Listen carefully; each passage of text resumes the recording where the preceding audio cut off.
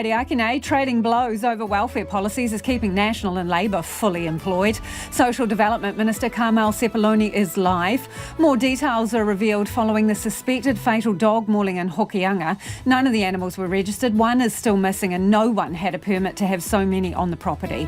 Join the queue, police are forced to hire more staff as wait times for firearms licences blow out.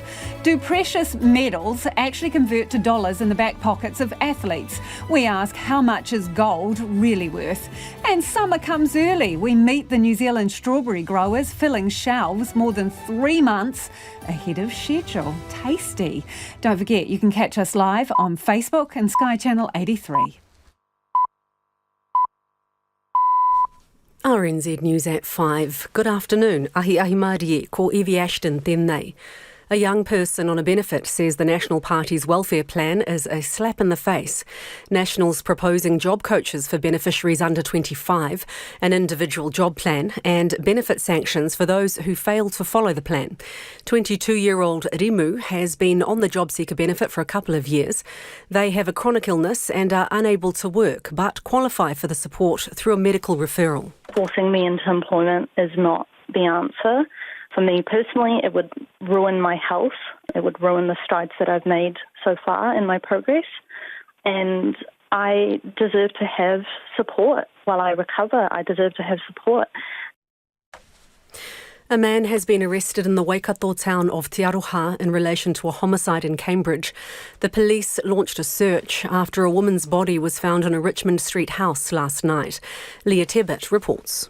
The police have not yet said what charges may be laid, but say they are not looking for anyone else in relation to the death.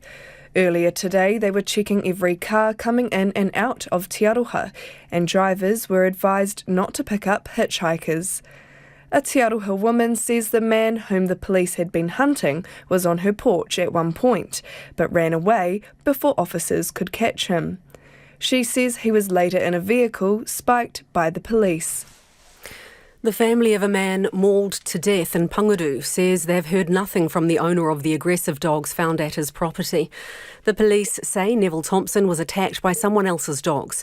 His children say they belonged to a friend who was boarding there temporarily.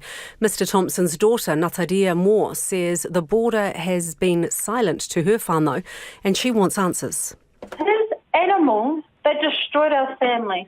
Not only did they take our dad, they've gone and taken part of our childhood, which is our family home. How do we return back there knowing that went on? Nataria Moore says her father's body was barely recognisable after the attack. An investigation has found a woman admitted to a rest home run by Oceania Care in 2018 died less than 24 hours after arriving because she wasn't given her regular medication.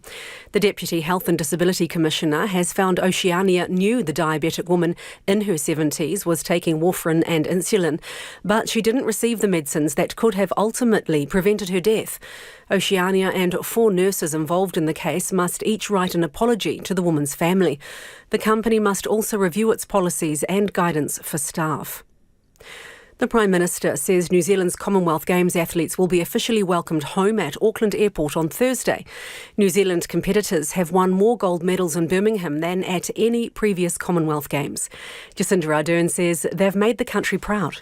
With our recent performance here and at the Summer and Winter Olympics, we are in a golden era of high-performance sport in New Zealand, and it has been truly remarkable to witness. The public are encouraged to greet the returning athletes at the international arrivals gate. National's newest MP has admitted he was kicked out of his boarding school at 16 for beating a younger student.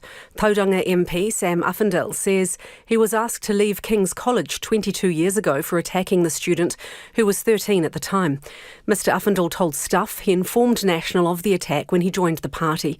He said he apologised to the victim last year, 9 months before announcing his candidacy in the by-election earlier this year. RNZ has approached National Party leader Christopher Luxon for comment. And Brian Tamaki is promising more mass protests like the ones already familiar to Aucklanders. He says the Freedoms and Rights Coalition plans to return to Parliament to stage another demonstration. Parliament grounds were occupied by protesters for 23 days earlier this year.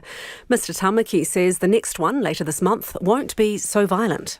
On Tuesday the 23rd of August, we'll be massing at Parliament. This time there's no brawn, it's about the brain. We're there to actually do it properly and to appeal to an opposition that to this point has been cowardly. They haven't stood up for the people. You can hear an interview with Brian Tamaki on Checkpoint shortly. In sport, revenge isn't on the mind of squash player Joelle King going into tonight's doubles final at the Commonwealth Games. King teamed up with Paul Cole to win the mixed doubles gold this morning and will get another gold if she and Amanda Landers-Murphy can beat the English pair of Sarah Jane Perry and Alison Waters. But King lost to Perry in the playoff for bronze in the singles earlier at the Games. Trying to win the gold, to be honest, there's no revenge needed whatsoever. She won the bronze medal fair and square, and that's all there is to say about that. But Amanda and I will come out strong. We're going to fight every single point and hopefully, see what happens. The final starts at 11 p.m. And Scott Dixon has moved into second place overall in the IndyCar Championship after a narrow win over fellow New Zealand driver Scott McLaughlin in the latest race in Nashville.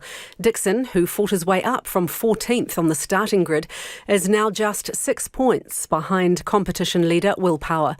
The win also puts Dixon second on the IndyCar all-time winners list with 53, 14 behind the legendary AJ Foyt. Dixon admits it was a nervous final few laps with McLaughlin breathing down his neck. Real worried about him just because I knew he'd take chances. He kind of has to with, the standings at the moment. And he was super fast as well. And honestly, he had fresh tyres too. So it was a bit of a sitting duck. I think if there was a lap or two more, it would have been really tough to do. But congrats to him on a great weekend. And hopefully that was good for us for points. That's the news. Christopher Luxon stands by his call to end free ride welfare. Other New Zealanders have paid their taxes, and those taxes are being paid to support someone who can work but is choosing not to work. That's not an acceptable deal. The Prime Minister thinks National's plan is out of touch. How many young people who have been on government support are they talking to understand what those barriers are? And a job coach says more help is always welcomed. Really, it's about giving them hope and having someone believe in them. Getting you every side of the story. Morning Report, weekdays from 6 on RNZ National. And you're on Checkpoint next with Lisa Owen. Right now, the short forecast from Met Service to midnight Tuesday.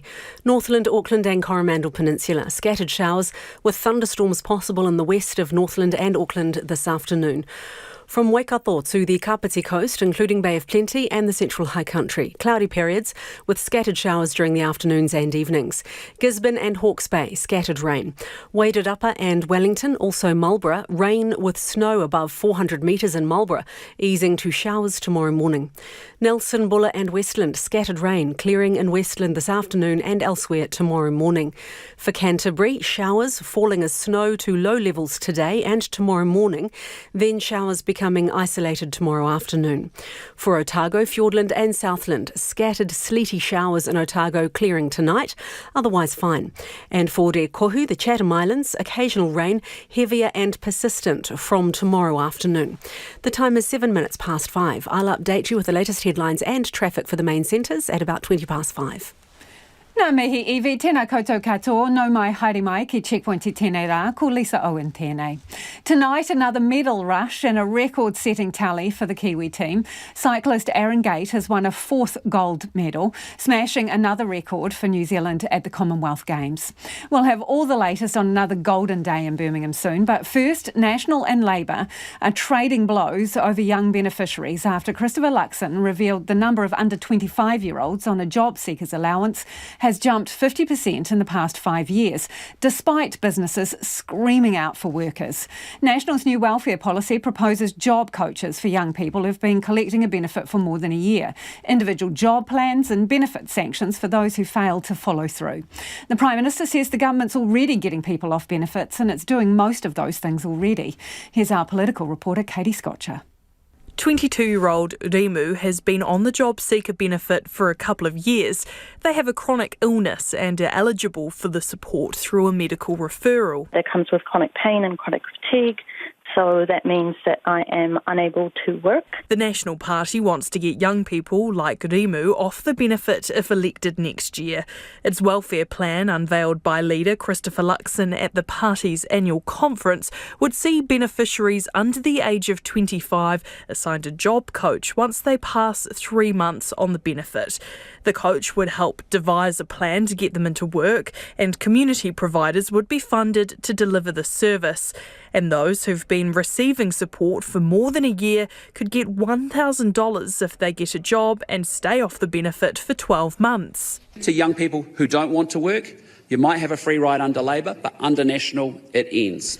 Those who don't stick to the plan will face sanctions, money management or suspension or cancellation of their benefit.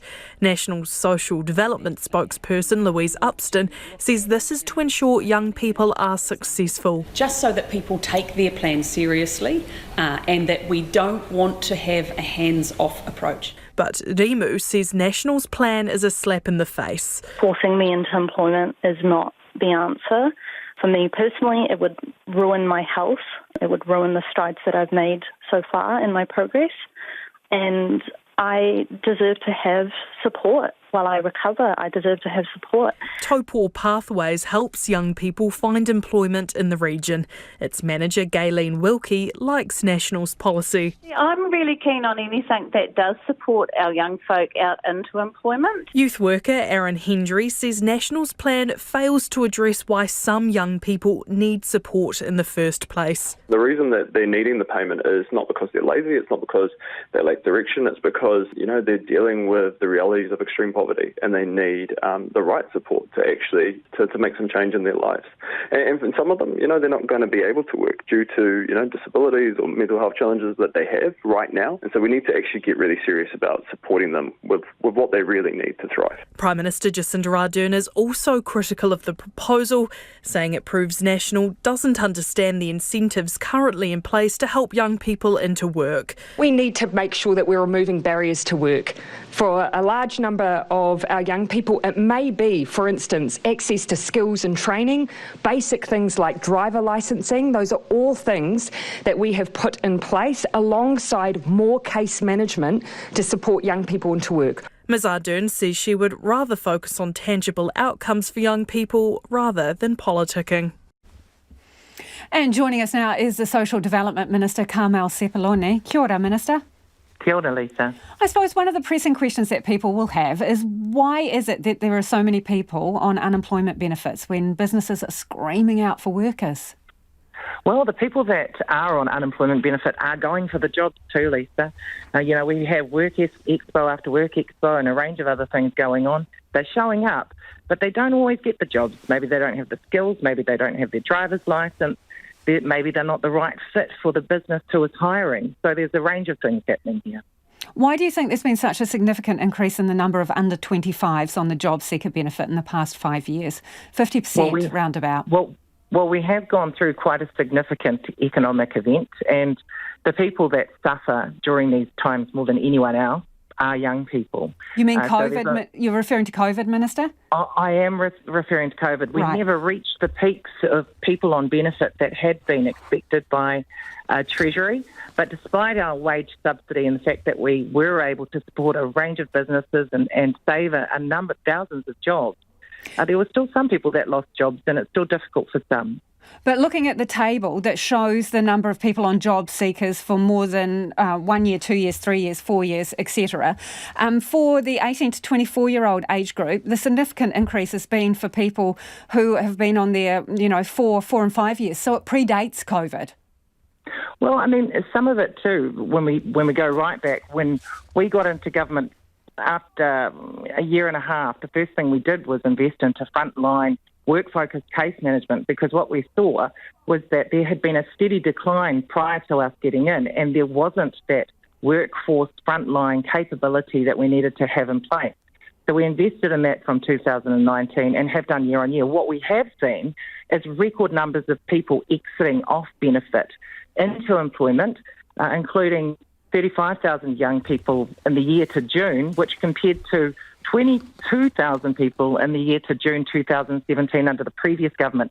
So yeah, but if we look at this 18 to 24-year-old group, which is the group that I'm focusing on here, and that this welfare policy from National would be looking at, there is a significant increase in the numbers in that age group who are on the benefit for more than a year. You've talked about case managers, and National is talking about job coaches. So can you just give us an idea, case managers, how much time would they dedicate per week to an under 25-year-old who's long-term out of work? How much time would that young person get from their case manager? It would be varied, but it's not just about the frontline case managers. It's about having the initiatives in place like access to driver's licences, doing things like having programs like Manara Mahi, apprenticeship programs, flexi wage, where they are supported into employment and they are given the pastoral care in places when they may need that alongside the upskilling and training. And our numbers in those programs are significant. You know, we're seeing 49,000 people going into apprenticeships. But these numbers, and I'm not disputing that, Minister, I'm not disputing that, but the point is that numbers reflect something else. They reflect significant increases in long-term benefit dependents in under 24-year-olds. What's wrong with introducing coaches from community groups, independent organisations? Because some would argue that there is a distrust towards MSD, considered punitive by some beneficiaries. What's wrong with having a coach or funding coaches? We do need to just look at what is in place. That actually is in place in the youth services that were set up under National previously.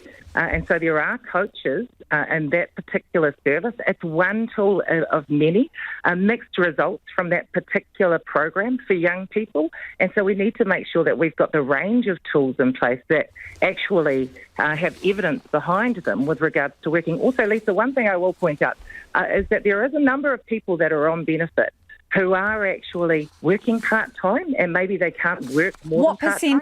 What percentage of that? 170,000 who are on job seekers, thereabouts. 70,000 have some kind of medical or health condition. What percentage are working, what number are working part-time from the 100,000 left? That, and I just asked for the updated number a few hours ago, and unfortunately I don't have that on me. Okay. But on top of that, there is things like the training incentive allowance, where over the last 2 quarters we've seen about 3,000 people take that up, just under. All right, Minister. That means that they'll remain on benefit, but they will be studying, and that's a good thing.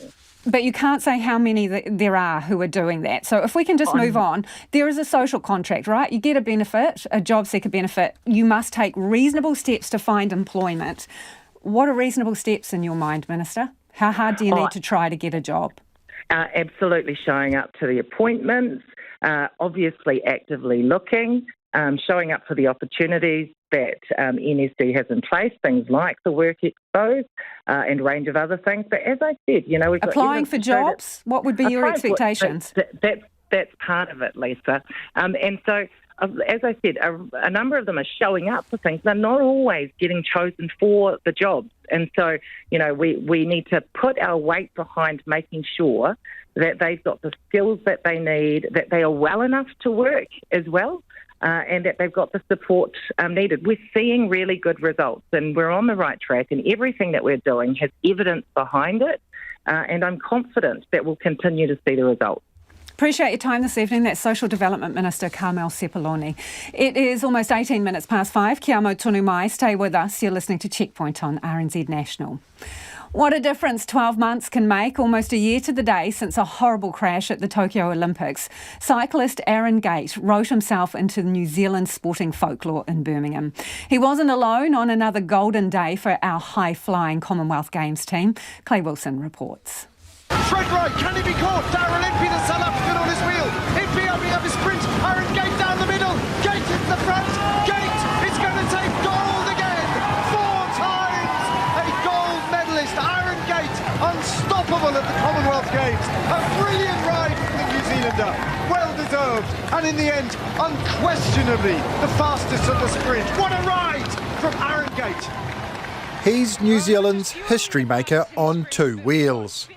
Aaron Gate's road race triumph not only took the Kiwi team to a record 18 Commonwealth Games gold medals, surpassing the 17 won at Auckland in 1990. It also made him our first athlete to win 4 gold medals at a single Games. To have that honour and that title is obviously very prestigious and something that I'll cherish for a long time, and hopefully it just stands out as a challenge for Kiwis in the future to try and break. And for the man who scooped triple gold at the track last week, break is exactly what he did to his rivals over the gruelling 160-kilometre road race. Gate easily out-sprinting around a dozen other riders from the main breakaway across the finish, but the 31-year-old insists there was nothing easy about it. The last 2 laps of the race, I was starting to cramp quite a lot every time I got out of the saddle or had to go up a climb on one of the rises in the circuit or follow another move. I was like, this is getting a bit touch and go with the legs, but luckily they came fine and I was able to still unleash a sprint at the finish. New Zealand's 18th gold was barely around Gates' neck before number 19 was also in the books. Squash stars Joelle King and Paul Cole combining their individual class to grab mixed doubles glory. King calling her 7th Commonwealth medal extra special after the devastation of missing the podium in the singles. The attitude, I think, to bounce back and the courage to come out here and still fight for these medals, I'm extremely proud of that. You know, quite often when things are going well, it's quite easy to stay on the top, but when you're down in the dumps, it's quite hard to find your feet and get above water, and my 2 partners especially have just rallied around. Singles gold medalist Cole equally delighted about a Dream Games campaign. It's been the best 2 weeks of my life, honestly. Just being in the village of the NZ team, my squash team that we know so well, we all get it so well, and we've had so much fun as well as competing. I don't know, it's just hard to describe how much fun it's been. Also having a good time, our women's cricket and netball teams after bagging bronze on the penultimate day in Birmingham. After a lean few years for the White Ferns, including their disappointing showing at a home World Cup earlier this year, Captain Sophie Devine held back the tears as she told Newshub what the medal meant. Having my folks in the stand and just being through what we have, like, I love New Zealand cricket, I love cricket, and to play for my country and to be able to share it with this group of people, and it's not just this current group of people, to have Katie Martin screaming from the crowd, still, you know, yelling louder than 20-odd thousand people, you can still hear her bloody voice. Pride also the overriding emotion for Silver Ferns coach Dame Nolene Todua following their semi-final shellacking by Jamaica. For us to go home with a medal is massive, not only for our confidence but also the selection of the players, and then also our lead up going into Netball World Cup, but also as well that fight. We haven't had that fight. We can be a bit soft sometimes, so for us to do that in front of this crowd, not on our home territory, is really good for us. The last word on another golden day, though, to Paul Cole. With Joelle King and women's doubles partner Amanda Landers-Murphy trying to get the New Zealand team 1 more gold on the last day of competition, the squash supremo insisting he'll be holding back his own celebrations. A few Lucozades, but no, I'm not going to go too hard tonight. I'm going to wait till my team's finished tomorrow. We want another gold but not finished, so I'll enjoy this with the team and then cause some ruckus tomorrow. New Zealand remain 4th on the medal table with 48, behind the top 3 of Australia, England and Canada. It is 22 minutes past 5 and you're with Checkpoint on RNZ National.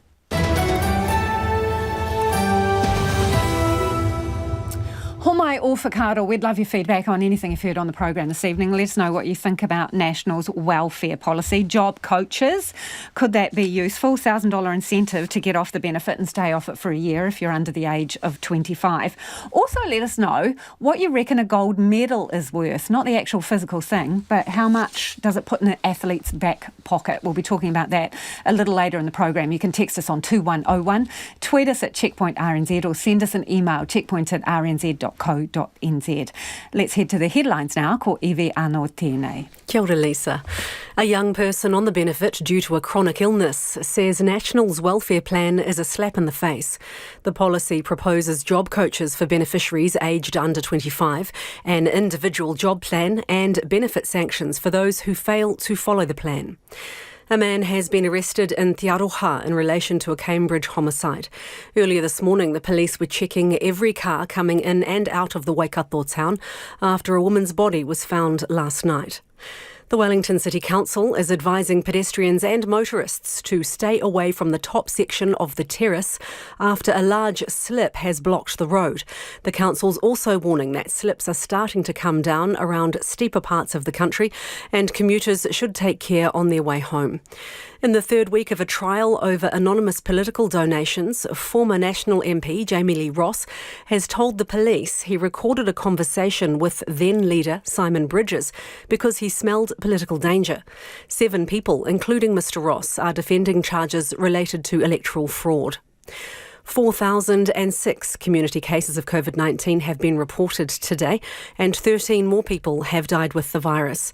There are 654 people in hospital with COVID. 16 of them are in intensive care. And in the US, landmark legislation allocating nearly $600 billion for climate change action has been passed by the US Senate, despite Republican Party efforts to stall it. Those are the headlines. Looking at traffic in Auckland, after Mount Wellington Highway on the Southern Motorway State Highway 1, a truck breakdown is blocking the middle southbound lane. And on the Waikato Expressway, State Highway 1, northbound lanes are now closed between Taupiri and the Huntly on-ramp to clear the road after a crash. There's a detour via Huntly. I'll update you on the latest headlines and traffic on the main routes at about 5:40. Thanks, Evie. It's been revealed the National Party's newest MP was asked to leave a prestigious boarding school after a nighttime attack on a younger boy. Sam Uffindell was elected as the MP for Tauranga in June.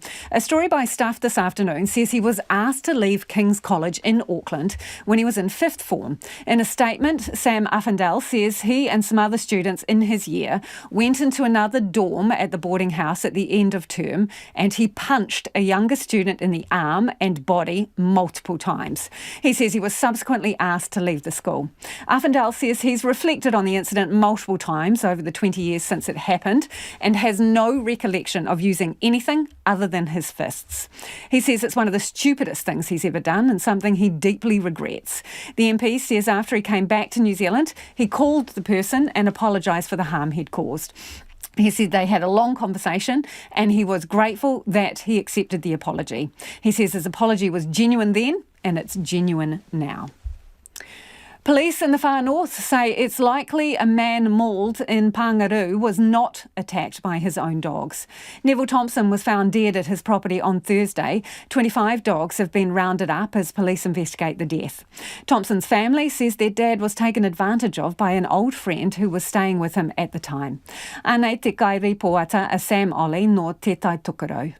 Natalia Moore says her father opened up his home to a friend who was having a tough time. The friend brought a large group of pet dogs too. He had some issues that he was trying to support him with.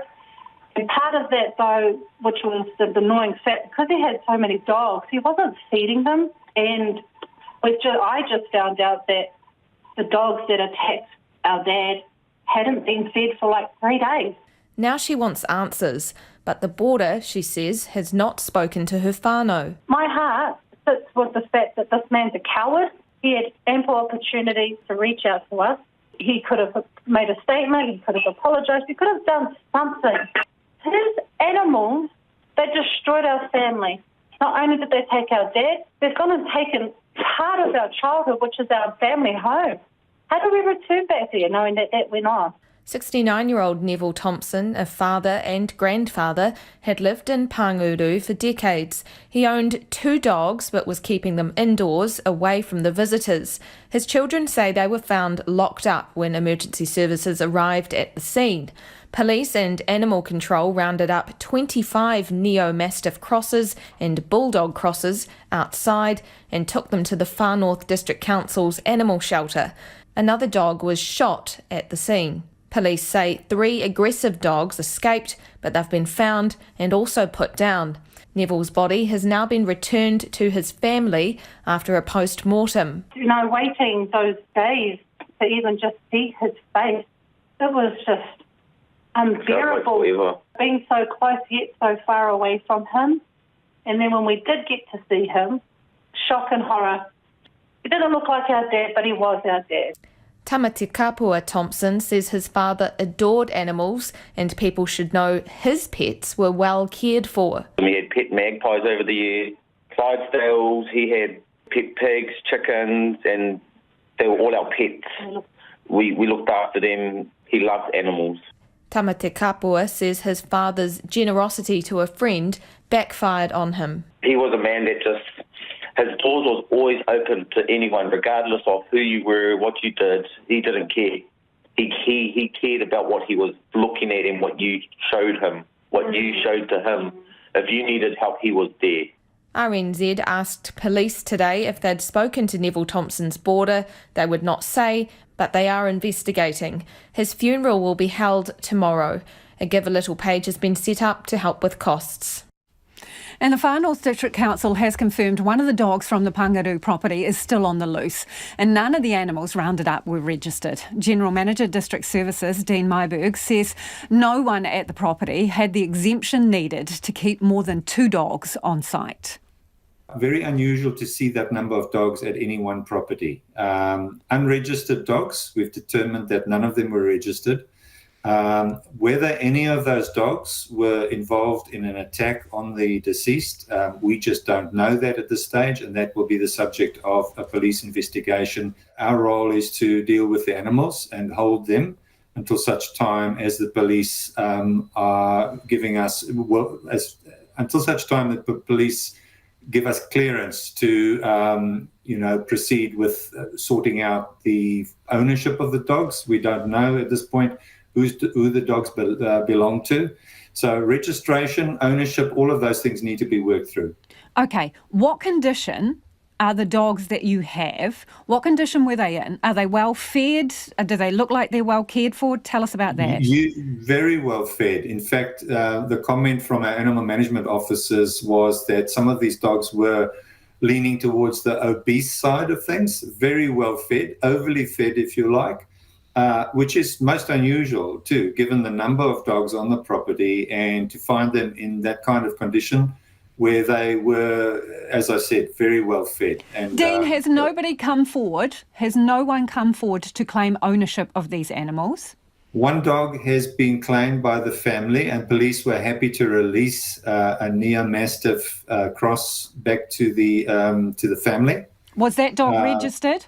That dog is now registered because we went through those steps with the family who claimed ownership of that dog. But only one dog of all the dogs in question has been claimed and released. So the breeds of the animals you have are what, largely?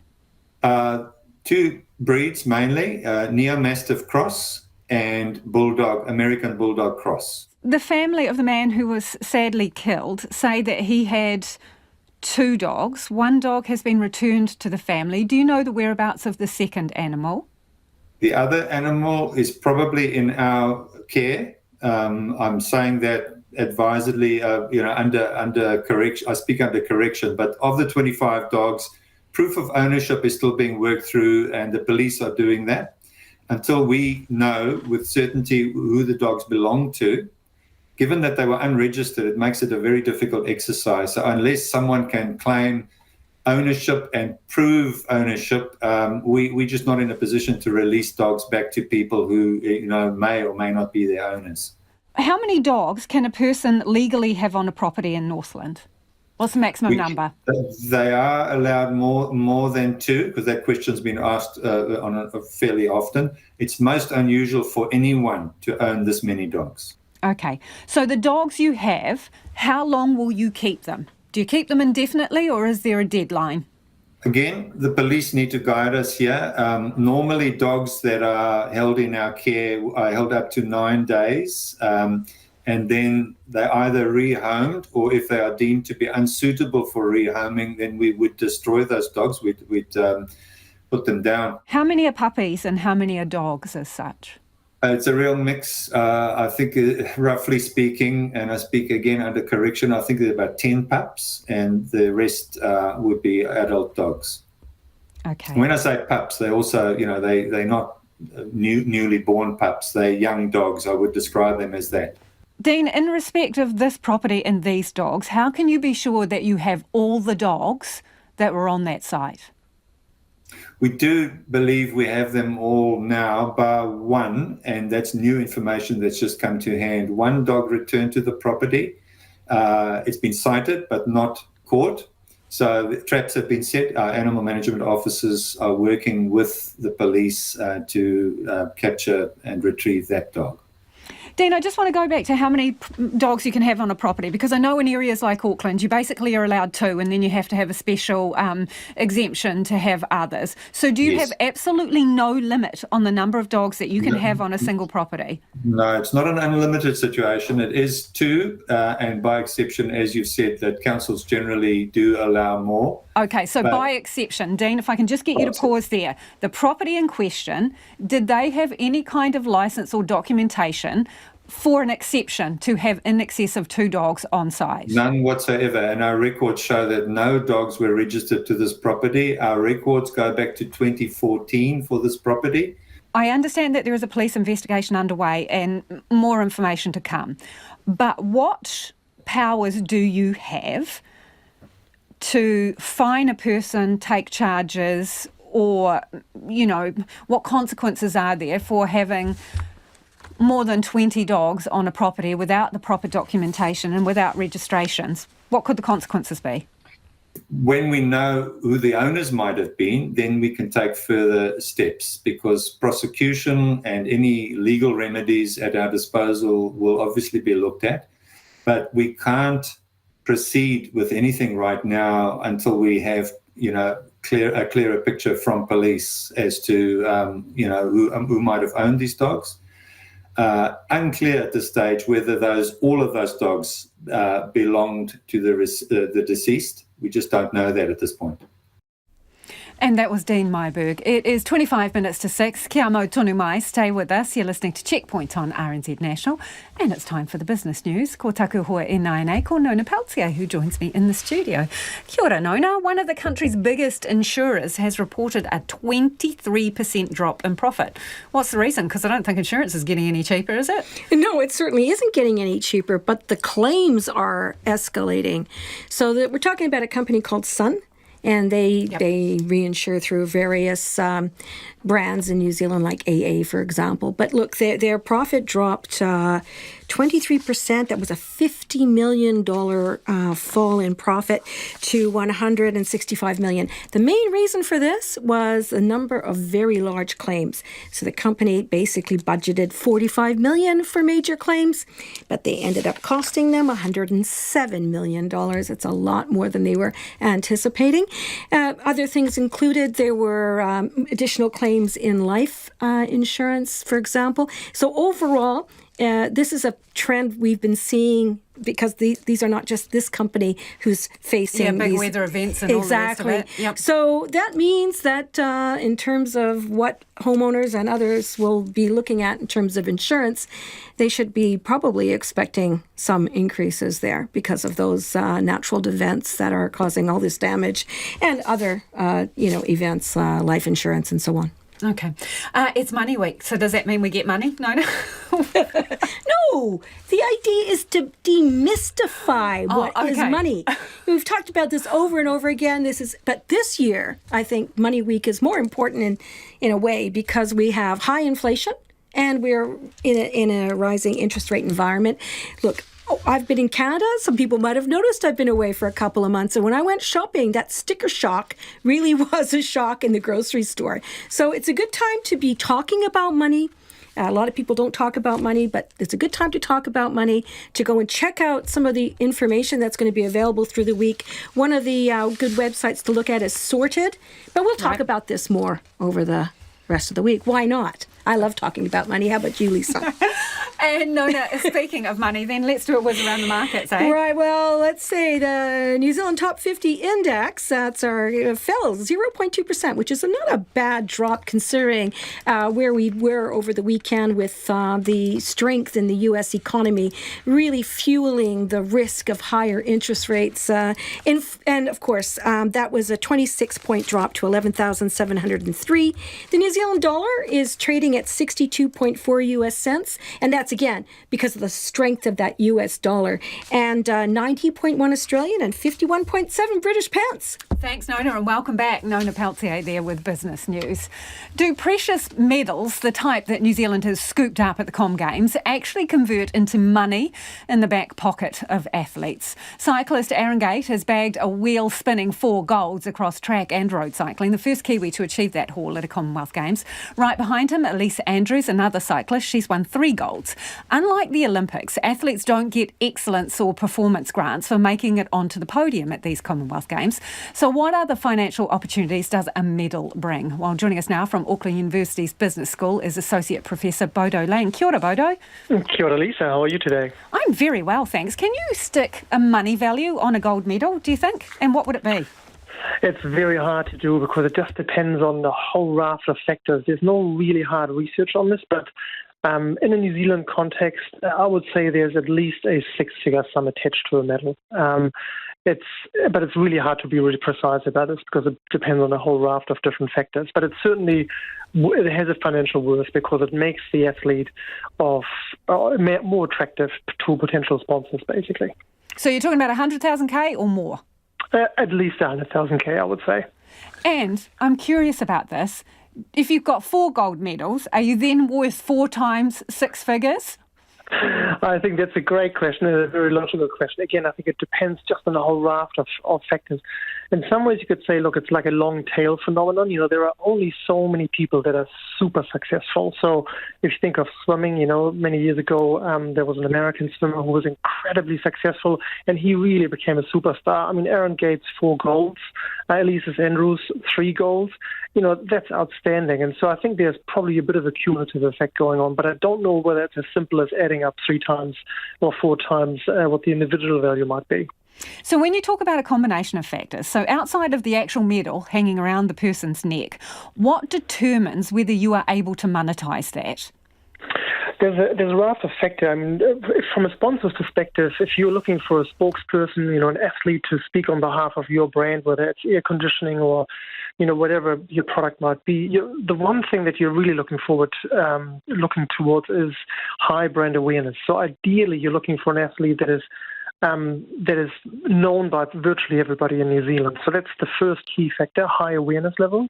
The second one is a very high likability, and there's obviously varying levels of likability of various athletes. Some of them are a little bit more competitive and maybe a little bit more blunt with the media. And so, that might cut a little bit into that. But awareness and liking are the first 2 bases, but there are further factors as well. Okay, so where does cycling sit in that then? Because the 2 people we're talking about here are cyclists, and it's not a fringe sport, but it's not one of the most widely followed, you would argue. No, it's definitely not one of the most widely followed. It's we've got a couple of really big sports, obviously, rugby, cricket, netball. Those are the really big traditional sports. But New Zealand is changing, and it's not the 1980s anymore. So we are changing, and we're becoming more inclusive of different types of sports. So cycling is, I think, one of those transition sports. If you look at how many people own a bicycle, then certainly cycling is one of the most popular sports in New Zealand. But it's not a mass competitive sport just like rugby or cricket or netball might be. But it's certainly becoming more attractive to a lot of people. And that also adds to the value of the athletes because cycling is becoming more of a known thing. It's just a known sport. And so therefore, the heroes of that sport are also becoming more known. Bodo, you opened the door. You mentioned the All Blacks, right? What do you reckon's happening with the value of their brand right now? That's a great question, Lisa. Look, I think, if you want to come at this from a storytelling perspective, I think there's nothing like a little bit of a setback to make a fantastic comeback. And I think sports is the perfect context for a great comeback. Nobody really is interested in a brand that, in a sports team that always wins because it actually is detrimental. It becomes just a bit too boring. So I think a bit of a setback, a bit of drama. We've got our antagonists. We've had a few protagonists. So I think we're looking forward to, them improving their performance. And I think if they can do that, then the value of the brand will certainly return. But there's a bit of a dent at the moment. Thanks for your time, Bodo. That is Associate Professor Bodo Lang from Auckland University's Business School. It is 17 minutes to 6. You're with Checkpoint on RNZ National. Oh, my awhakaro, we'd love your thoughts on anything you've heard on the program this evening. Let us know what you reckon a gold is worth and how they can capitalise on it. Aaron Gate there with 4 count 'em. Text us on 2101. You can tweet us at Checkpoint RNZ or send us an email, checkpoint@rnz.co.nz. Let's scoot off to the headlines now. Anea Iwi, mena pitipiti kōrero. Tēnā koe, Lisa. The family of a man mauled to death in Panguru say they've heard nothing from the owner of the aggressive dogs found at his property. The man's children say the dogs belonged to a friend who was boarding there temporarily. The Prime Minister is meeting a top US diplomat, Deputy Secretary of State Wendy Sherman, in Wellington tomorrow. The visit's part of Washington's efforts to strengthen its position in the Pacific, following China's increased presence in the region. Brian Tamaki is promising more mass protests. The Freedoms and Rights Coalition plans to return to Parliament to stage another demonstration later this month. Recent protests by the movement brought Auckland traffic to a halt. National's newest MP has admitted he was kicked out of his boarding school as a teenager for beating a younger student. Sam Uffindell was elected to Parliament in June after winning the Tauranga by-election. A ceasefire between Israel and Palestine has come into effect after 3 days of violence, which left at least 43 people dead. The latest violence is the most serious flare-up since an 11-day conflict in 2021. And the Prime Minister says New Zealand's Commonwealth Games athletes will be officially welcomed home at Auckland Airport on Thursday. A gala in October will also acknowledge the achievements of the Tokyo and Beijing Olympic teams who were unable to celebrate due to lockdowns. Those are the headlines. Looking at traffic on the Waikato Expressway on State Highway 1, northbound lanes are now closed between Taupiri and the Huntly on-ramp to clear the road after a crash. There's a detour via Huntly. All the southbound lanes are still open. Our next news and weather is at 6. Kia ora rā e hoa. Another mass protest, another afternoon of streets clogged with demonstrators causing disruption in our biggest city.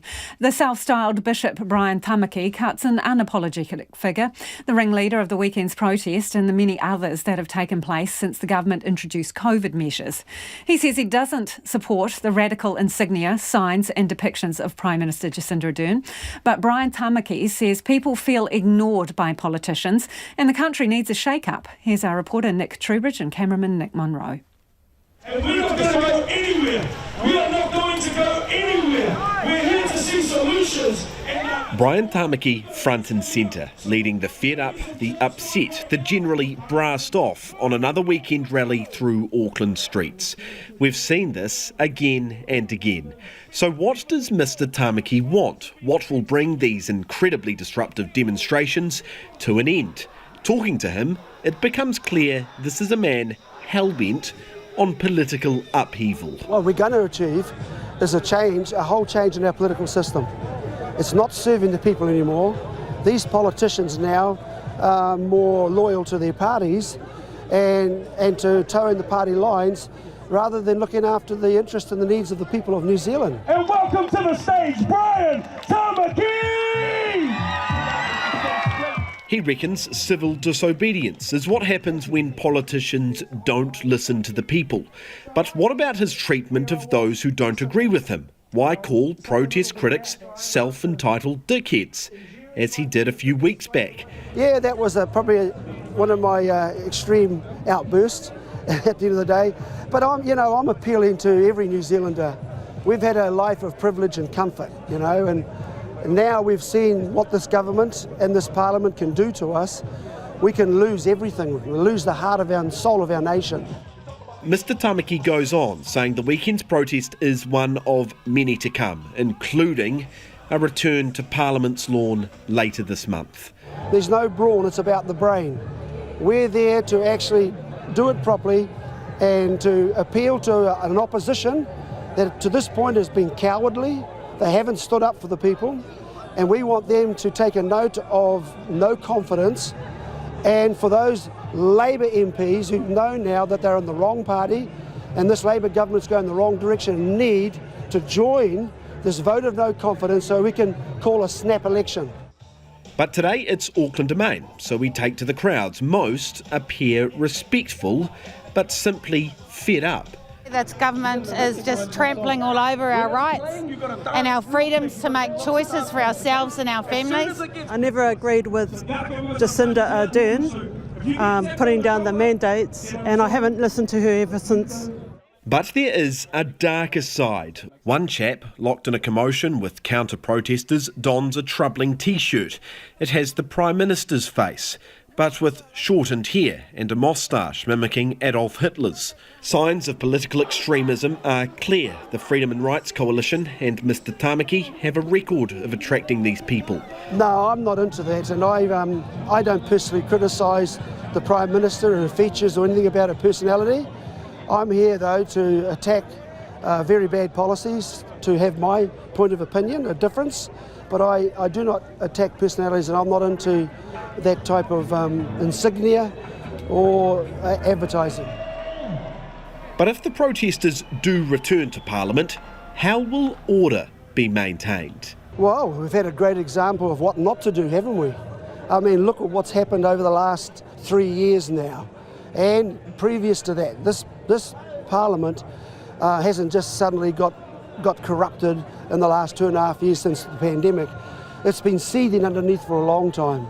They've no longer engaged with the people. What are you doing here? I'm listening to what they're saying. What are you guys doing? You guys down there talking to them. Why don't you guys piss off and go listen? Come on. Moaning about me not listening. Bloody joke. Come on, get out of my face, Dickie. Come around me and push me, bro. But at the Domain, there are already signs of the chaos the self-styled bishop is keen to avoid.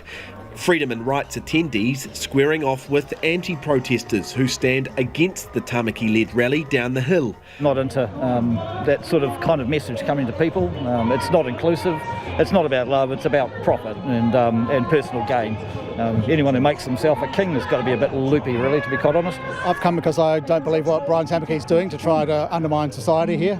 New Zealand's an easygoing country, and I just don't stand for what he does. I think he represents a tiny minority, and I wish he'd pack up and go home. Among the counter-protesters, Dr Rawiri Jansen, a pillar of the COVID-19 response in Aotearoa. Look, it's really good that people come out and state that we're really in support of having a community response to COVID and COVID protections, and we're in favour of masks and we're in favour of vaccinations, and so I think it's good work today. But back down the hill, Brian Tamaki continues to speak of overhauling the political system, making it clear he doesn't want Labour or National in power. We're fed up with this government, and I'm saying the same for the opposition. They did not stand up and speak for us. So why should we put up with people who are our employees? We vote them in, so they're not doing the job, they're not competent. So what do? You don't put up with it, you change it. But if not Ardern or Luxon, then who? Well, Mr Tamaki says not him. He won't put his money where his mouth is, ruling out another run for office. And if you're listening to that on radio, we'll put the video from our Nix on the Facebook page, and we will also put an extended interview with Brian Tamaki on our website and Facebook page. It is 9 minutes to 6. Kia mau tonu mai. Stay with us. You're listening to Checkpoint on RNZ National. A landslide is blocking parts of the Wellington CBD, and 8 homes have been evacuated. Our reporter Kirsty Frame is there, and she joins us now. Kia ora, Kirsty. Where exactly are you? Kia ora. I'm just at the bottom of the terrace in central Wellington, at the bottom of the cordon where this large slip fell through at about 3 p.m. this afternoon. We only had about 2 homes that were evacuated, those that were closest to the slip. That's now been upgraded to 8, and I understand some of those homes and those families left on their own accord just because, it's continuing to pelt down with rain here at the moment. There is concern that there is a large pine tree at the top of that slip that I think council engineers are starting to assess at the moment. So a lot of it is precautionary with those extra homes. Can you see it, Kirsty? Can you see the actual slip, and has it gone into backyards, or what's the situation? No, so the slip was an area of the terrace that was actually not residential, so it was sort of like a thoroughfare up to some homes that are up at the top of the hill. So a whole bunch of sort of shrubbery and trees have come down, and it's completely taken out both lanes of the terrace. So it hasn't gone into any backyards, and we can see that the house that's right on the edge of it is still intact, at least from the outside that we can see. It looks like it's getting sort of roughly cleaned up somewhat at the moment. There's a lot of engineering assessments that are happening at the moment, and a lot of personnel here. I'm watching police sort of have a chat to some people who I believe aren't going home tonight, put it that way. Yeah, so is there any indication how long people are going to have to stay out of their houses? No, nothing yet, not until those assessments can be done. And I guess there is that concern for this pine tree that is quite large and at the top of the slip, especially with, the bad weather that's forecasted in Wellington for the rest of the week. I guess time will tell. So the public service message, Kirsty, what roads should people stay away from? Which part of the town? People should avoid the terrace, although traffic doesn't look too bad at the moment. It is quite a busy street, but usually at the edge of the cordon. So traffic's not looking too bad. Maybe people already got the memo to avoid the area. Thanks, Kirsty. That's Kirsty Frame joining us live from Wellington there. As she said, a landslip there has caused the evacuation of several homes. Police are employing more staff to process firearms licence applications following a long backlog of frustrated people not being allowed to buy or use a gun. The delay is attributed to more thorough background checks after the Christchurch massacre and staff issues due to COVID. Sally Wenley reports. I normally walk down and go for a walk on the drains with the dog and, you go chasing rabbits or just a bit of anything. It's sort of my out, really. It's a bit of, when I get a bit of free time, I'll go and, chase a few rabbits and possums and things like that. But so I haven't been able to do that for a couple of years now. It's been a bit frustrating. That's Brad Wilson from Waiuku, who says since the legal age of 16, he's always had a firearms licence. Without it, he can't buy ammunition, drive a vehicle with a firearm in it, buy a gun or shoot on his own without someone else who has a licence.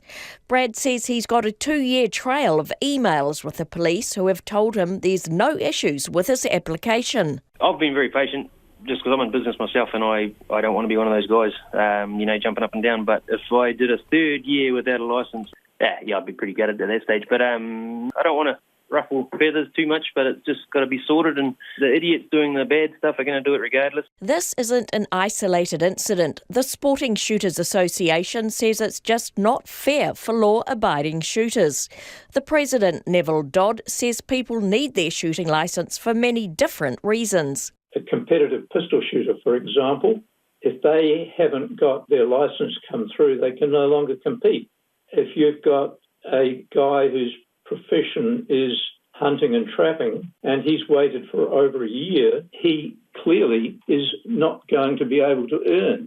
Neville Dodd believes the administration of firearms licences should be run separately from police work because it's understaffed and underfunded where it is. That should go to a separate government department, totally separated from police, dedicated to pure administration of licensing, such as you would have, for example, with a driver's licence. But the Police Director of Firearms Operations says that's not going to happen, as it's critical for firearms licensing to operate with the actual police so information can flow between them.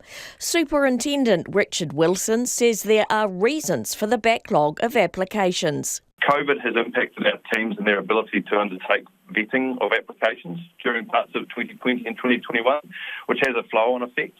But we've also strengthened our licensing process following the Royal Commission of Inquiry, which ensures we're making the right decisions to keep our communities safe. Superintendent Wilson says the waiting times for firearms licences are starting to get shorter, with renewals taking about 4 months and new licences around 9 months.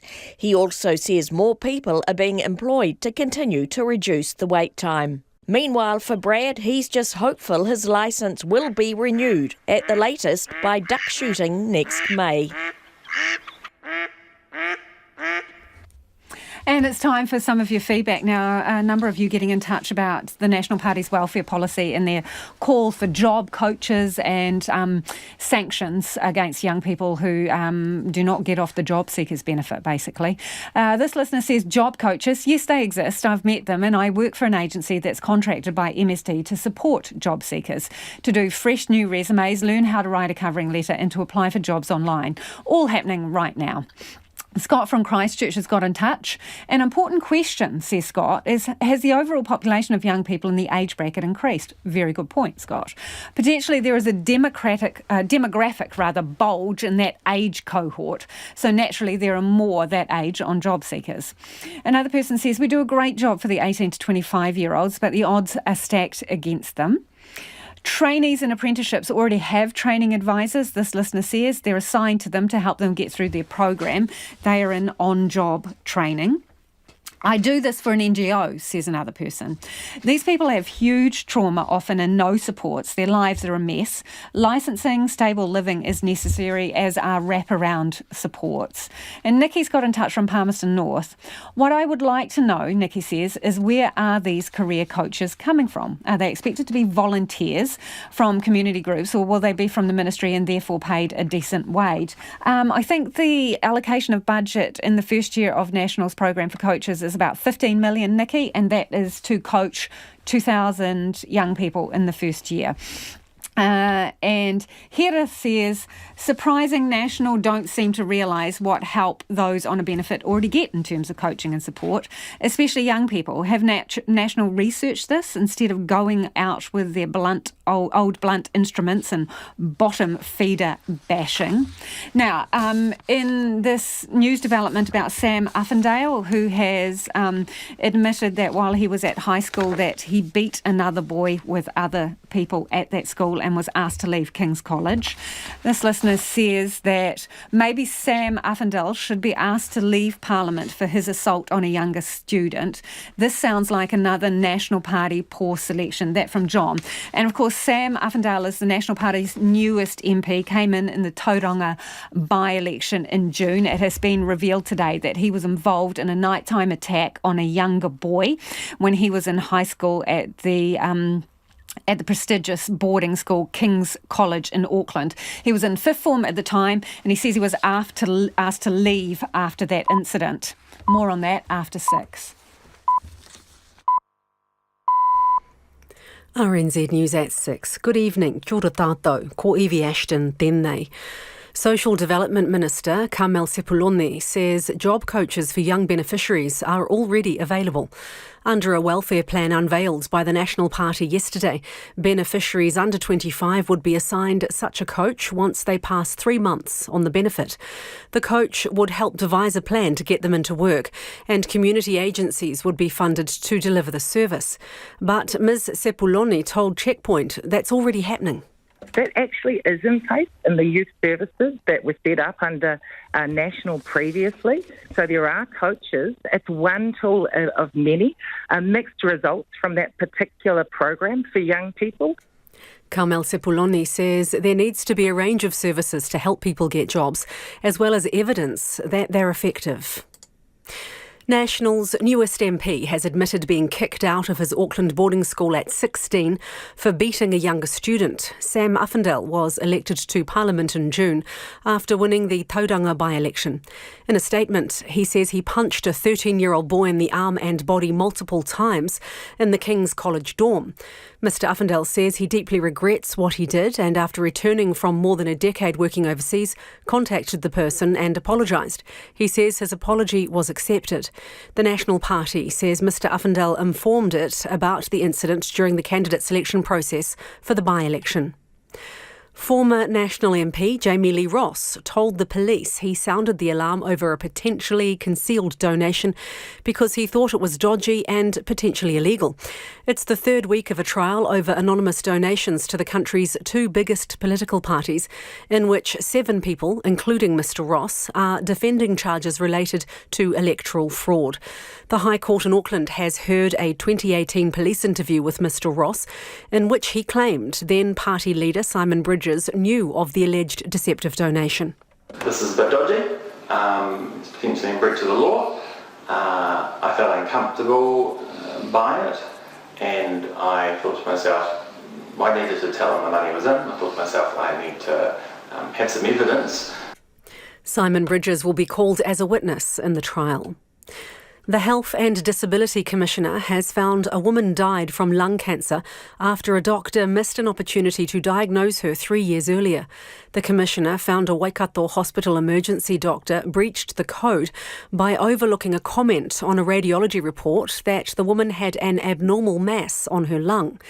Nothing was done until she visited the ED again 3 years later, when the comment on the report was noticed. The Commissioner also found the Waikato DHB was in breach for taking 11 days to send the X-ray for radiology reporting. A BBC investigation has found the numbers of newborn deaths and miscarriages in parts of Afghanistan have nearly doubled since the Taliban took over the country a year ago. The BBC's Yogita Lamai reports from Kabul. The BBC has found that the number of newborn babies who have died this year is nearly twice of what it was in 2021. Cases of miscarriage have also doubled, and there has been a sharp surge in premature deliveries. Most women admitted to the maternity wards of public hospitals in the province told the BBC they could only afford to eat one meal a day. Hunger, poverty and disease have surged in Afghanistan since foreign funds which ran the country's economy and public healthcare system were frozen following the Taliban's takeover of the country. The family of a man mauled to death in Panguru say they've heard nothing from the owner of the aggressive dogs found at his property. The police say Neville Thompson was attacked by someone else's dogs. His children say they belonged to a friend who was boarding there temporarily. Mr Thompson's daughter, Nataria Moore, says the boarder has been silent to her whānau and she wants answers. She says his animals have destroyed her family and their love for their family home in Panguru. Ms Moore says her father's body was barely recognisable after the attack.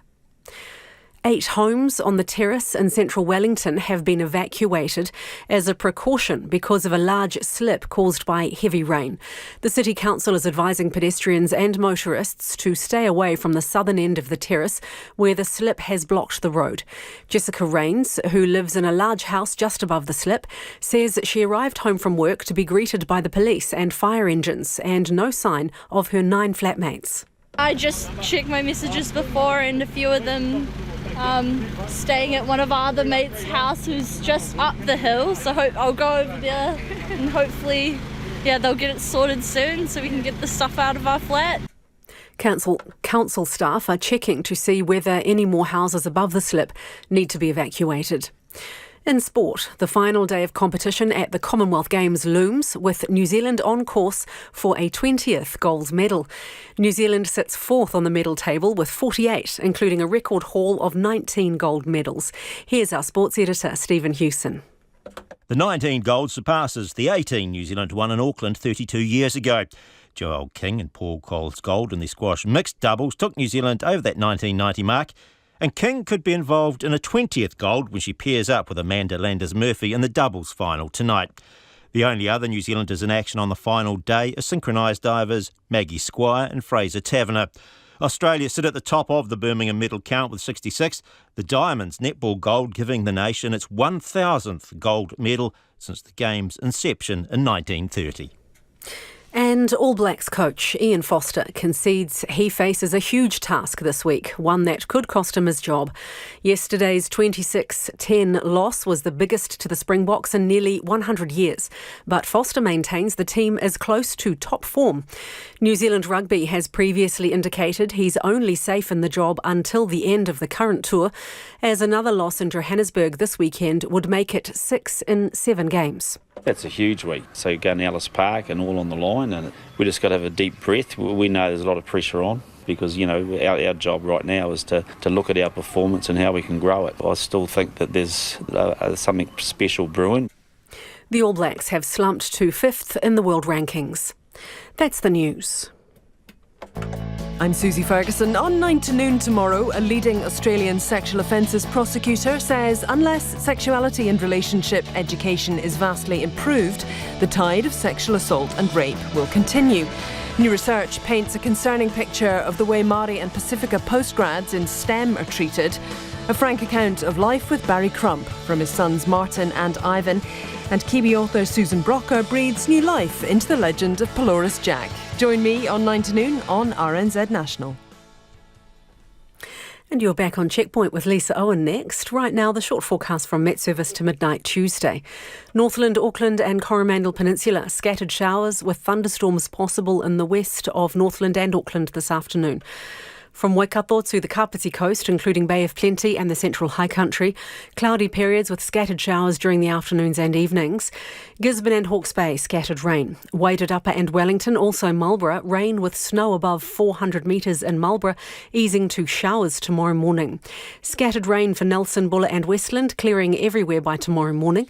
For Canterbury, showers falling as snow to low levels today and tomorrow morning, then showers becoming isolated tomorrow afternoon. For Otago, Fiordland and Southland, scattered sleety showers in Otago, clearing tonight, otherwise fine. And for Re Kohu, the Chatham Islands, occasional rain, heavier and persistent from tomorrow afternoon. It's 8 minutes past 6. I'll have the latest news headlines for you at 6:30. Nā mihi iwi, no mai hoki mai. This is Checkpoint, ko Lisa Owen tēnei. National's newest MP, Sam Uffindell, has revealed he was asked to leave Auckland's King's College 23 years ago for his part in a vicious assault against a younger student. Uffindell was only elected to replace former National Party leader Simon Bridges in June. The revelations come just a day after the National Party conference in Tauranga. Sam Uffindell joins us now. Kia ora, Sam. Can you just tell us exactly what you did?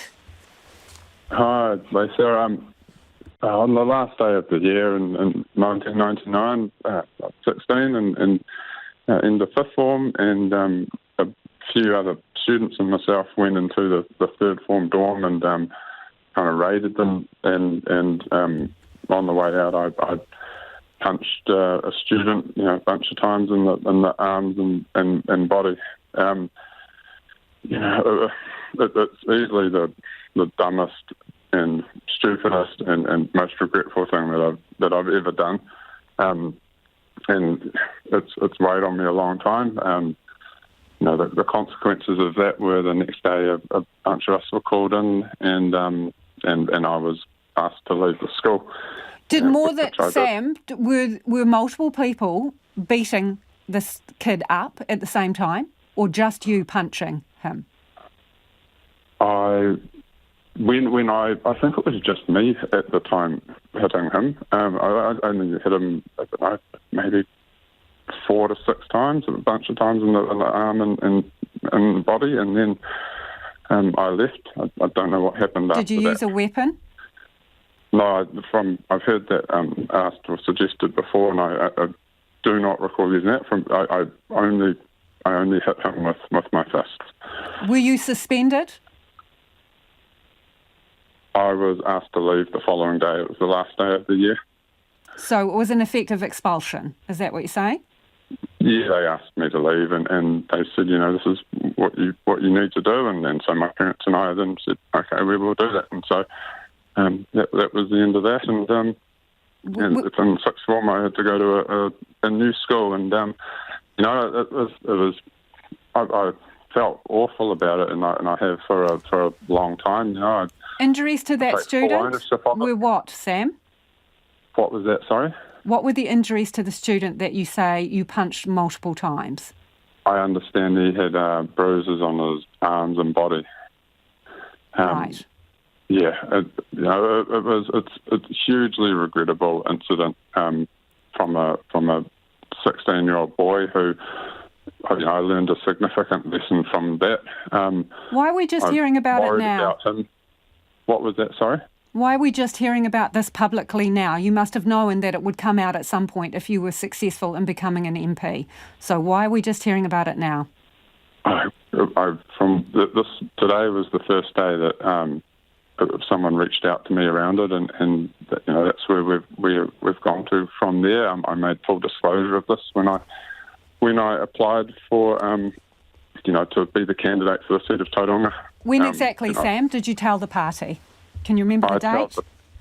I told the party it would have been April this year. When we were going through the application process, I think Simon resigned at the end of March, and I disclosed it in my application to the party. So in writing, it's really important, the detail of this, Sam. So in writing, you detailed the manner in which you assaulted this student. I detailed in writing what I had done, and I, also detailed that I regretted it hugely, and that I had reached out and apologised to the person, and that I'm a much better person because of this. And I live. So the party is under no illusion about what you did. The fact that it was a serious assault. You haven't gilded the lily in any respect in disclosing this to your party. You've been totally transparent. I disclosed this fully to the party because I wanted them. They needed, they requested that you disclose things like this, and so I did. I knew, I thought it would come up at some stage if I was successful, and it was my duty to the party to make sure that they had full awareness going in. And the leader knew? The leader did not sit on the pre-selection committee. I do not know if he knew. He knew, no. So, what is your intention? Are you going to stay in Parliament as an MP?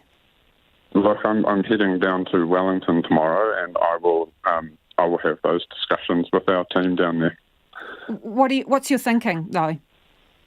Well, I'm talking to a bunch of people all the time at the moment, and I'm going to go down there and I'll chat with our team, and we'll see where it lands.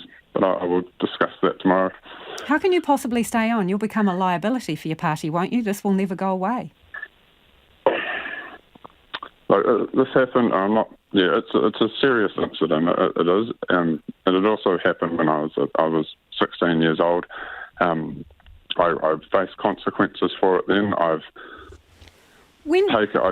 fully accountable. I've apologised. I've tried to live my life in a really responsible manner as an adult and as an example to my children. And people will understand that you make mistakes. Everybody makes mistakes and people change. I suppose the question here is, have you done enough to make it right? When did you apologise to the victim? I reached out to him, I don't remember the exact date, probably around April or May last year. April or May last year. So in your mind, knowing that you were potentially going to stand to become an MP, you then forged ahead and made an apology to the student. Is that how it unfolded? No, that's not how it unfolded. Look, I've been overseas and away for a long time and reflected on it as an adult, and it still, it kept bugging me, and I wondered how it impacted the person involved. And when we got back to New Zealand, within a year, I made contact and reached out and apologised. But Simon Bridges only resigned at the start of this year. I had no ability to foresee that. We appreciate you joining us and clarifying that. That is Sam Uffindale, who is the National Party MP for Tauranga. As he says, he'll be meeting with other members of the party to decide his future after details of that assault have become public. National and ACT can form a government on their own, according to the latest One News Kantar public poll. However, both National and Labour have dropped slightly in their popularity. Labour is on 33% and National is on 37%.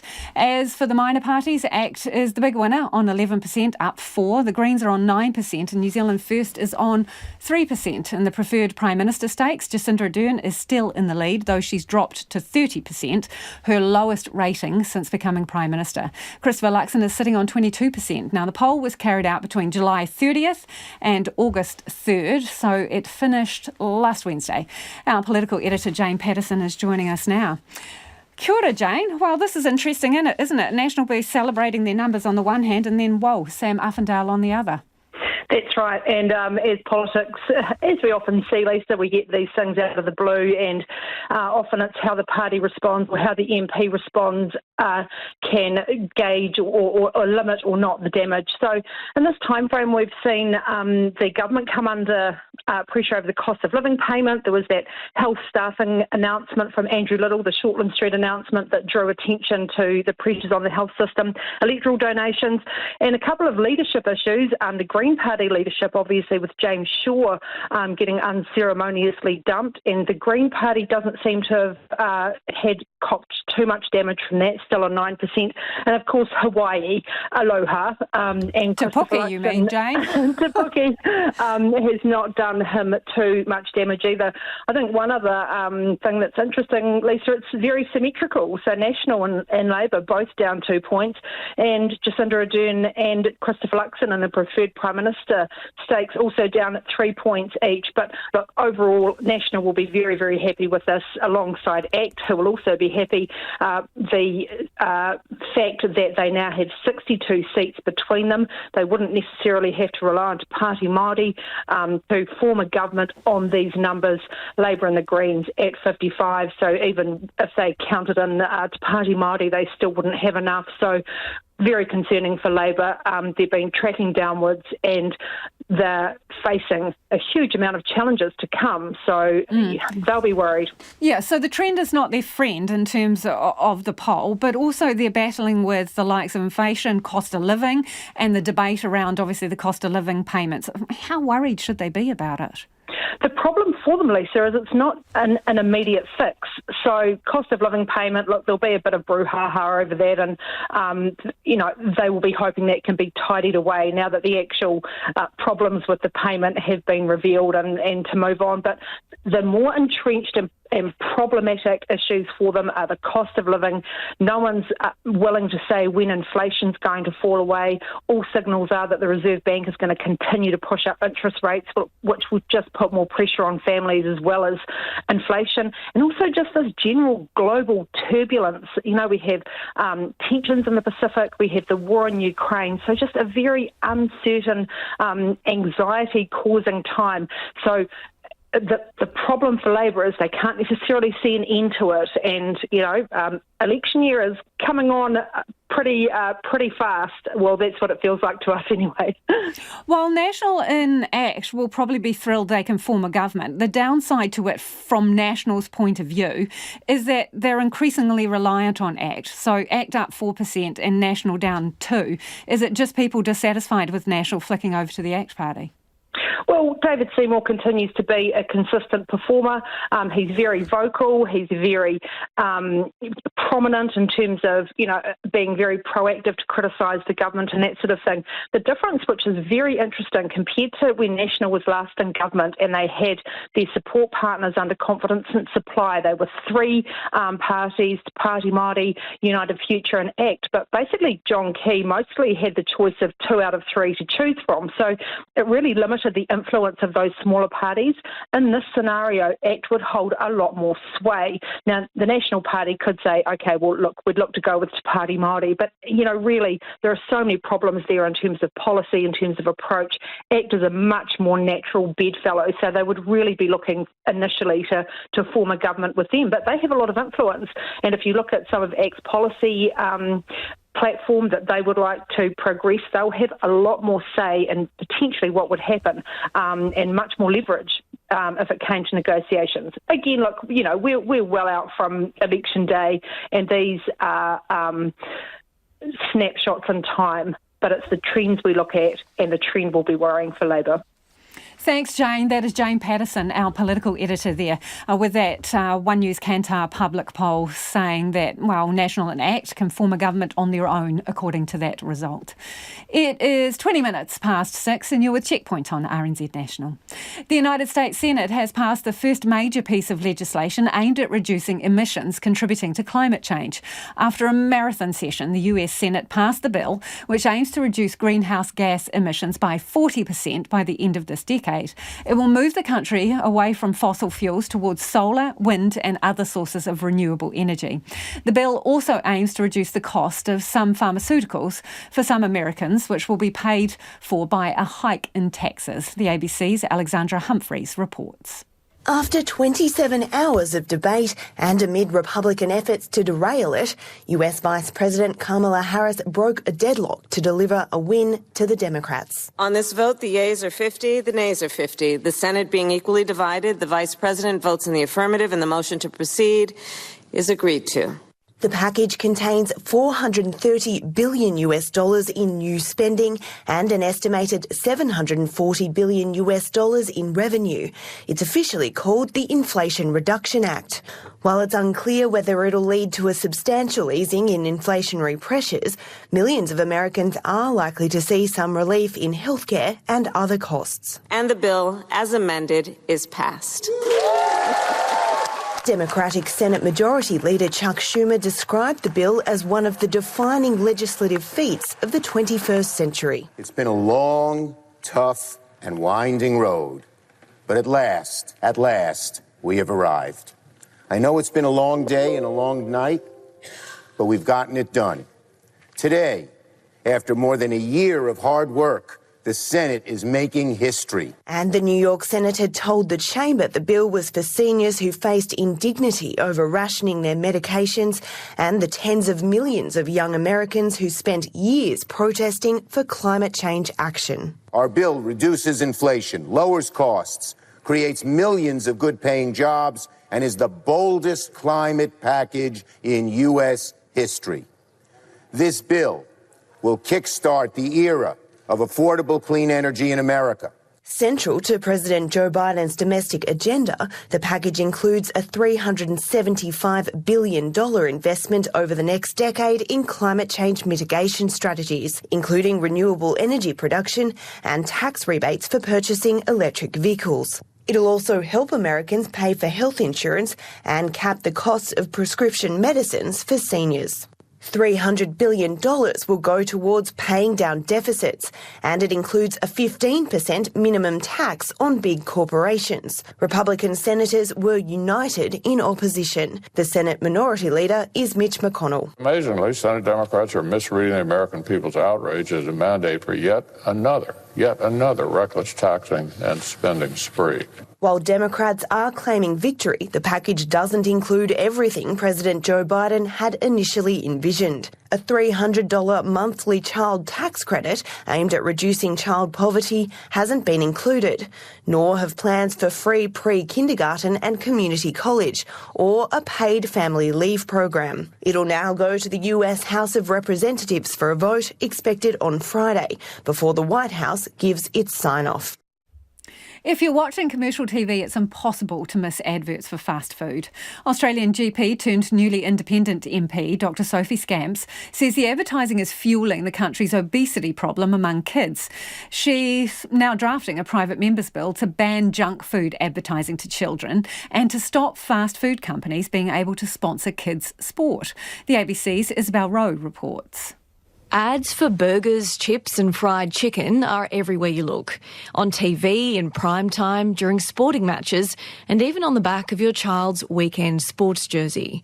It's something the member for Mackellar, Dr Sophie Scamps, blames for the rising levels of obesity in children. Well, I'm a GP, have been for many years, and actually worked in health promotion over 10 years ago as well. And we were trying to deal with obesity back then, and really the situation's getting worse rather than better. The Sydney-based independent MP is drafting a private member's bill to outlaw the advertising of junk food in primetime TV slots. We need to ban advertising that targets children in those primetime TV slots and also in children's sport as well. We've seen the banning of advertising for tobacco and banning for advertising in certain situations for alcohol. We know that advertising has a definite influence.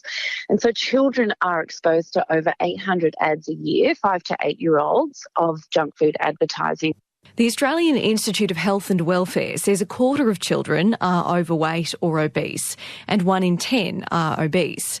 A national strategy to target obesity was handed to the federal government in March, but it hasn't been acted on.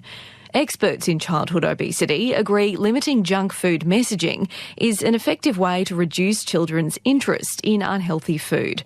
Associate Professor Gary Sachs has studied the topic and is a fellow at the Global Obesity Centre at Deakin University in Melbourne. Well, we know that pester power is a major influence on what parents put in their trolleys. So when kids are demanding this junk food, it does influence the parents. Australia's first monkeypox vaccination program has begun in New South Wales today, with more than 150 doses administered. Men who have sex with men, the immunocompromised and sex workers are considered most at risk and are at the front of the queue. Health experts say Australia has relatively few cases compared to the rest of the world and has a golden opportunity to contain monkeypox. The ABC's John Daly reports.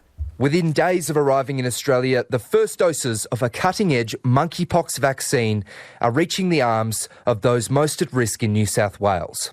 Dr Michael Bonning is part of the New South Wales Health Monkeypox Task Force and President of the Australian Medical Association, New South Wales. To see this vaccine make it to Australia's shores and be rolled out so quickly, we only received it yesterday, I think marks an incredible logistics effort. And today, our first day of vaccinating, we anticipate delivering 160 doses into people's arms. The Commonwealth recently secured 450,000 doses of the third-generation vaccine in intense demand around the world. The first 5,500 of those doses will be administered by New South Wales Health, as more than 30 cases have been confirmed in the state. Dr Michael Bonning says at-risk groups are being prioritised for the limited supply of the vaccine. The people being prioritised for the vaccine are those at high risk of monkeypox through contacts with a known case in the past 14 days, those who work in the sex industry, and anyone in a high-risk group who is planning to travel to a country with a significant monkeypox outbreak are all the groups that we are prioritising at the moment. Men who have sex with men are currently considered the most at risk of contracting monkeypox, which spreads through skin-to-skin contact. While authorities are targeting health messaging to gay and bisexual men, there's also a concern around stigma. Heath Painter is the Deputy Chief Executive of Australia's peak community HIV organisation, the Australian Federation of AIDS Organisations. Now, at one level, we need to have a conversation that's targeted with gay and bisexual men. But at another level, we need to be careful of framing monkeypox as a gay disease, because it's not. Anyone can get monkeypox. It's just that because of the way it's being transmitted outside of endemic Africa, it's almost entirely among gay and bisexual men. So there's a very delicate communication strategy that needs to be deployed. And that's pretty much all we've got time for the evening. Don't forget, the Late News team's going to keep you updated throughout the night, so do tune into those bulletins. And if you've missed anything from the program, you can always find Checkpoint on Spotify, Apple, or wherever it is you get your podcasts from. Ko te kaupapa tuatahi apōpō. So tomorrow from 5 a.m. on First Up, will he resign? First Up speaks to Nationals Deputy Nicola Willis about the Sam Uffindale Fiore and the latest poll results. So you'll want to tune in from that one, 5 a.m. on First Up. Kaua e wariwari te atatiro i a mātou kōrero. Don't forget you can check out all our stories and our videos. We put them up online. And do have a wonderful evening. We'll catch you tomorrow. Kei te hoki mai anō a pōpō whānau, pō Mārie.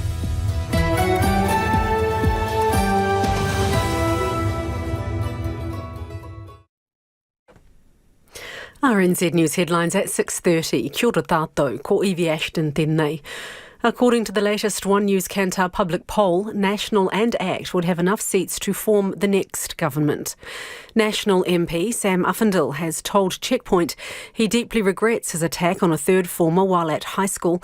He says he hit the student while raiding the third form dormitory room with other senior students.